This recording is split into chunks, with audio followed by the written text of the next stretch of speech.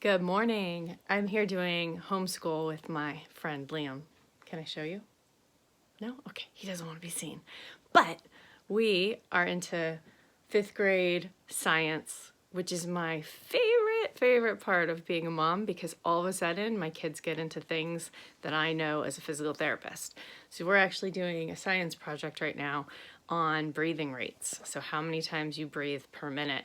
So I get a little kind of nerdy about this because I do research on breathing, but I just love breathing. It's the first thing we do when we come into this world, and it's the thing that sadly ends our life when we stop breathing.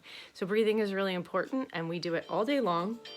Oh, we got fun sounds in the background here. I wish I could show you him. He's really fun, and he's really cute, and he's like crazy curious. He asks such good questions, so we have so much fun. Anyway, I don't really want to be a 5th grader anymore, and I'm definitely not as smart as my 5th grader. But anyway, so we were looking at respiratory rate. So the first thing I had to do was what? I had to sit in a chair, and you had to count how many times I breathed in a minute, right? And what was the number? 10, right? I breathed 10 times in a minute. That's your respiratory rate. And normally we breathe like, I'd say normal in the textbooks is usually like 12 to 18 times per minute, but I did a study on regular breathing rates in people with breathing pattern dysfunction and just the normal population.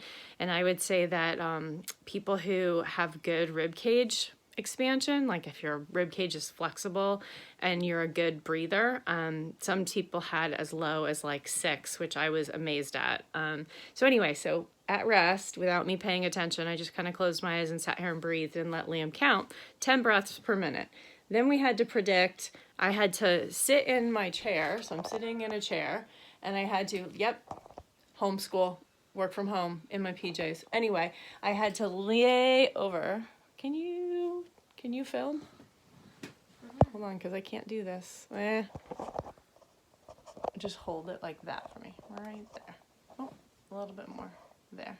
I had to lay over and let my head and neck relax and let my arms hang down and lay my chest over my legs, and I had to breathe, and he had to count again for another minute. And first we had to predict how many breaths I was going to take, and Liam predicted 6. And I actually wrongly predicted that it would be harder for me to breathe in that position because I knew it would feel good, but I thought it would be hard because a lot of times when people have low back pain, we don't breathe into the back part of our lungs, back here, and we tend to do a lot of upper chest breathing. So I thought that if you took away the front of my body, it'd make it harder for me to breathe. But how many times did I breathe? 6. Liam was right. So now, I'm not going to keep you on this video for this next part, but the next one, we have to predict how exercise is going to affect my breathing rate. And what do you think is going to happen when I exercise? Nothing. Nothing? I don't know. Do you think I'm going to breathe more or less? 4 times. You think I'm going to breathe 4 times? No, That's your prediction? No. 14. 14, he says. All right, well, I don't know the exact number, but I predict it will go up because usually as we exercise, our muscles need more oxygen, right? That stuff that we're breathing in that we need. And so we have to breathe more to get more air in. And especially as I'm a little bit under quarantine deconditioning right now, it might even be higher than 14. I can come back and tell you the number.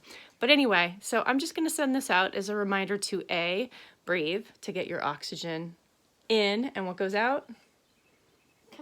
Carbon dioxide. That's right. That's my smart 5th grader. And I'm going to remind you that being in this seated position, your chest on your thighs, and relaxing your head and neck down and letting your arms hang down and breathing is actually a really good relaxing place. And if you can do breathing throughout the day, it helps improve your mood. It helps decrease any pain you might have. It decreases your stress levels. It has lots of good effects. I have a whole handout on that. You can find that in my link tree. But anyway, just thought I'd share. It was kind of fun. We're having a fun morning doing breathing. Have a good day. Bye.